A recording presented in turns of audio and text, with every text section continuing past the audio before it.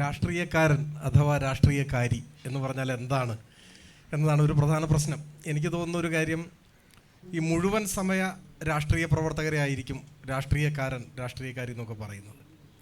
അത് ഒരു വിഭാഗമാണ്. എന്നാൽ ഇവിടെ ഇരിക്കുന്ന നമ്മളെല്ലാവരും, അപ്പുറത്തും ഇപ്പുറത്തും ഇരിക്കുന്ന എല്ലാവരും രാഷ്ട്രീയ പ്രവർത്തകർ തന്നെയാണ് എന്നാണ് ഞാൻ വിചാരിക്കുന്നത്. രാഷ്ട്രീയ നിരപേക്ഷമായിട്ടുള്ള ഒരു വാക്കോ ഒരു വരിയോ ഉണ്ടാവില്ല.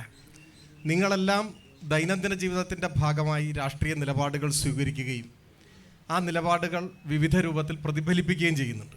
അപ്പോൾ വിശാലാർത്ഥത്തിൽ എല്ലാവരും രാഷ്ട്രീയ പ്രവർത്തകർ തന്നെയാണ്. ചിലർ അതിൽ മുഴുവൻ സമയ പ്രവർത്തകരാണ് എന്ന് മാത്രമേ ഉള്ളൂ. വായനയെക്കുറിച്ചാണ് ഇവിടെ സൂചിപ്പിച്ചത്. അത് മുഴുവൻ സമയ രാഷ്ട്രീയ പ്രവർത്തകരുടെ കാര്യത്തിൽ മാത്രമല്ല, എല്ലാ മനുഷ്യരുടെയും ജീവിതത്തിൽ വായനയ്ക്ക് വലിയ സ്വാധീനം ചെലുത്താൻ കഴിയും എന്നാണ് എൻ്റെ പക്ഷം. ഓരോ പുസ്തകവും ഓരോ ലോകമാണ്. ഒരു പുസ്തകം വായിക്കുമ്പോൾ പുസ്തകം വായിച്ച് തുടങ്ങുന്ന ആളല്ല പുസ്തകം വായിച്ച് അവസാനിപ്പിക്കുന്ന ആൾ. ഒരു മാറ്റം, അതിനെ നവീകരണമെന്ന് വിളിക്കാം, ഒരു പുതുക്കൽ അവിടെ നടക്കുന്നുണ്ട്. ഞാൻ ഒരൊറ്റ ഉദാഹരണം സൂചിപ്പിക്കാം. ഒരുപാട് വർഷങ്ങൾക്ക് മുമ്പാണ് ഫിലിപ്പ് സിഡ്നിയെക്കുറിച്ച് വായിച്ചത്.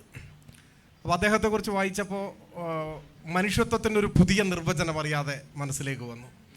അദ്ദേഹം എലിസബത്തിയൻ കാലഘട്ടത്തിലെ യോദ്ധാവും കവിയൊക്കെ ആയിരുന്ന ആളാണ്. എല്ലാവരും കവിതയ്ക്കൊരു സാധൂകരണമൊക്കെ വായിച്ചിട്ടുണ്ടാവും. അപ്പോൾ യുദ്ധമുഖത്ത് ഗുരുതരമായി പരിക്കേറ്റ അദ്ദേഹം മരണത്തെ മുഖാമുഖം കണ്ട് അങ്ങനെ കിടക്കുന്ന ആ സന്ദർഭത്തിൽ ഒരിറ്റ് വെള്ളം വേണം എന്ന് തോന്നുന്നു. തൊണ്ട വരളുന്നു, മരണവെപ്രാളം, അവസാനത്തെ ഒരു തുള്ളി വെള്ളം. അപ്പോൾ കൂടെയുള്ള സഹയോദ്ധാക്കളിൽ ആരോ ഒരാൾ ഒരു കപ്പിൽ ഒരല്പം വെള്ളം ഫിലിപ്പ് സിഡ്നിക്ക് കൊടുക്കുന്നുണ്ട്. അദ്ദേഹം ആ വെള്ളം ചുണ്ടോടടിപ്പിക്കുമ്പോൾ, ആ കപ്പ് ചുണ്ടോടടിപ്പിക്കുമ്പോൾ അടുത്തു നിന്നൊരു ഞരക്കം കേൾക്കുന്നു. അപ്പോൾ ഫിലിപ്പ് സിഡ്നിയേക്കാൾ ഗുരുതരമായി പരിക്കേറ്റ ഒരാൾ, ഒരു വേള ഒരു നിമിഷം മുൻപ് ഒരുപക്ഷെ മരിച്ചു പോയേക്കാവുന്ന ഒരാൾ, ഫിലിപ്പ് സിഡ്നി മരണത്തെ മുഖാമുഖം കാണുകയാണ്. പക്ഷെ അദ്ദേഹം ആ കപ്പ് കൈമാറുന്നു. എന്നിട്ട് അദ്ദേഹം പറഞ്ഞതായി രേഖപ്പെടുത്തപ്പെട്ടിട്ടുള്ളത് ദൈ necessity is greater than mine എന്നാണ്. മരണത്തെ മുന്നിൽ കാണുമ്പോഴും തന്നെക്കാൾ ഇത് ആവശ്യമുള്ള മറ്റൊരാൾ അടുത്തുണ്ട് എന്ന് കണ്ട പ്രാണജലം കൈമാറുകയാണ്. അപ്പോൾ അന്നോളമുള്ള മനുഷ്യത്വത്തെക്കുറിച്ചുള്ള ഒരു കാഴ്ചപ്പാടിനൊരു നവീകരണം സംഭവിക്കുന്നുണ്ട്. ഇതിൻ്റെ അനുബന്ധമായിട്ടൊരു വാചകം കൂടി പറയാനുള്ളത്, കഴിഞ്ഞ ആഴ്ചയാണ് യാദൃച്ഛികമായിട്ട് എം എൻ കാരശ്ശേരിയുടെ അദ്ദേഹം തയ്യാറാക്കിയ ഒരു പുസ്തകം വായിച്ചു. M T Vasudevan Nair, Vaikom Muhammad Basheer, N P Muhammad, Sukumar Areekode, ഇത്രയും പേരുമായുള്ള അദ്ദേഹത്തിൻ്റെ അനുഭവങ്ങൾ, ഇൻ്റർവ്യൂ ഒക്കെ ചേർന്നിട്ടുള്ളതാണ് പുസ്തകം. ഞാനിവിടെ അത് പരാമർശിക്കാൻ കാരണം, അതിൽ മനുഷ്യത്വത്തെക്കുറിച്ചുള്ള ഒരു പുതിയ പാഠമുണ്ട്. മറ്റൊന്നുമല്ല, ഒരു ദിവസം വൈക്കം മുഹമ്മദ് ബഷീറിൻ്റെ വീട്ടിലേക്ക് പോകുമ്പോൾ അദ്ദേഹത്തിൻ്റെ ഒരു അനുഭവമാണ്. വൈക്കം മുഹമ്മദ് ബഷീർ ചായ കുടിച്ച ശേഷം ഗ്ലാസ് കമിഴ്ത്തിയാണ് അത്ര വയ്ക്കുക. ഞാനിതുവരെ അങ്ങനെ ഒരാളെ കണ്ടിട്ടില്ല. നിങ്ങളാരെങ്കിലും ചായ കുടിച്ചിട്ട് ഗ്ലാസ് കമിഴ്ത്തി വെക്കുന്ന ആളുകളെ കണ്ടിട്ടുണ്ടോ എന്ന് എനിക്ക് അറിഞ്ഞുകൂടാ.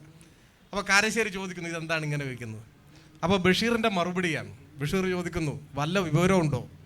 ചായ കുടിച്ചു കഴിഞ്ഞാൽ ഗ്ലാസ്സിൽ ഒരു ഇച്ചിരിപ്പോളം ചായ ബാക്കി ഉണ്ടാവും.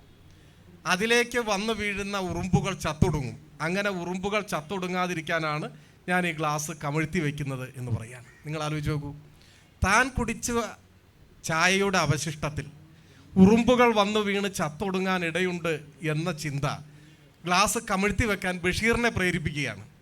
അപ്പോൾ അതിൻ്റെ പേരാണ് മനുഷ്യസ്നേഹം. അതിന് ഉറുമ്പ് സ്നേഹം എന്നല്ല പറയുക. ഒരു ഉറുമ്പിൻ്റെ പോലും ദുരന്തത്തിന് താൻ കാരണമാകരുത് എന്ന് ചിന്തിക്കുന്ന മനോഭാവം. ഞാൻ പറഞ്ഞു വരുന്നത്, ഇങ്ങനെ ഓരോ വായനയും നമ്മളെ പുതിയ പുതിയ ചിന്താപഥങ്ങളിലേക്ക് നയിക്കുന്നുണ്ട്, നമ്മളെ നവീകരിക്കുന്നുണ്ട്, നാം അറിയാതെ നമ്മളെയും ലോകത്തെയൊക്കെ സ്വാധീനിക്കുന്നുണ്ട്. അത് വിശാലാർത്ഥത്തിൽ എല്ലാവരുടെയും അഥവാ എല്ലാ രാഷ്ട്രീയക്കാരുടെയും കാര്യത്തിൽ ഇതേ അനുഭവം തന്നെയാണെന്ന് എനിക്ക് തോന്നുന്നു. വെച്ചാൽ നമ്മുടെ എല്ലാം അനുഭവത്തിൽ